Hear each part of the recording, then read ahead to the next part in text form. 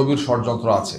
বাংলাদেশ জামাত ইসলামীকে, তার আমিরে জামাতকে এবং আমাদের শীর্ষ নেতৃবৃন্দকে বিতর্কিত করার জন্যে, এটা হ্যাক করে তাদের নিয়ন্ত্রণে নিয়ে কিছু সময়ের জন্য তারা খুব খারাপ কিছু পোস্ট দিয়েছেন, আপত্তিকর কিছু পোস্ট দিয়েছেন।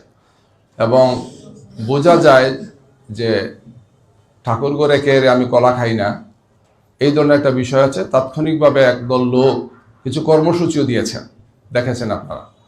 আমাদের গভীর আশঙ্কা যে এগুলোর সাথে বিশেষ একটি দল বা তাদের সাইবার টিমের কিছু চক্রান্ত এবং ষড়যন্ত্রকারী ব্যক্তিরা জড়িত আছেন, আমরা সেটা মনে করছি। আমরা এই বিষয়ে পদক্ষেপ নিয়েছি, আমরা বিবৃতি দিয়েছি, বক্তব্য দিয়েছি যে আমিরে জামাতের টুইটার অ্যাকাউন্ট হ্যাকড হয়েছে এবং এই ধরনের অপপ্রচার চালানো হচ্ছে জামাত ইসলামের শীর্ষ নেতৃবৃন্দের বিরুদ্ধে, জামাত ইসলামের বিরুদ্ধে। এবং আমরা এই ব্যাপারে রাত্রেই থানাতে আমরা জিডি করেছি, জেনারেল ডায়েরি করেছি। আজকে আপনাদের সামনে এই কথাগুলো আমরা বলছি। আমাদের সাইবার টিমে যারা আছেন তারা পুরো বিষয় আপনাদের সামনে তুলে ধরবেন এবং পরবর্তীতে আমরা এই ব্যাপারে আরও কিছু পদক্ষেপ গ্রহণ করব। আইনি পদক্ষেপ সহ সম্ভাব্য সব ধরনের পদক্ষেপ গ্রহণ করব, কারণ এটি একটি চরম বাড়াবাড়িমূলক একটি কাজ।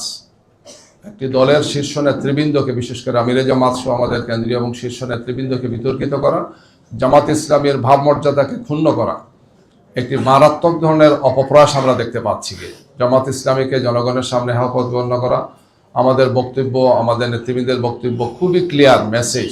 আমরা নারীদের প্রতি, মহিলাদের প্রতি, দেশের প্রতি, দেশের স্বাধীনতার প্রতি আমাদের সম্মান এবং মর্যাদার জায়গা খুবই স্পষ্ট। আমাদের আমিরে জামাত এই বিষয়গুলো অত্যন্ত সুন্দরভাবে, সাবলীলভাবে বারবার তুলে ধরছেন। সম্ভবত এই সমস্ত কারণে একদল লোক চক্রান্ত এবং ষড়যন্ত্র করে জামাত ইসলামীকে প্রশ্নবোধক করে, জামাত ইসলামী নেতৃবৃন্দকে প্রশ্নবোধক করার জন্য তারা এই ধরনের গভীর ষড়যন্ত্রে তারা লিপ্ত আছেন।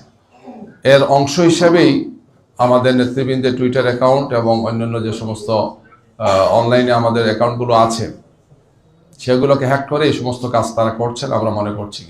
তো আমরা এই ব্যাপারে সম্মানিত ইসি যারা আছেন, আমরা ইসিকে এটা জানাবো আজকে যখন যাব, এবং এর সাথে আইনশৃঙ্খলা বাহিনী এবং সংশ্লিষ্ট যারা আছেন আমরা তাদের সবার সাথে কথা বলবো এ ব্যাপারে প্রয়োজনীয় পদক্ষেপ যাতে গ্রহণ করেন।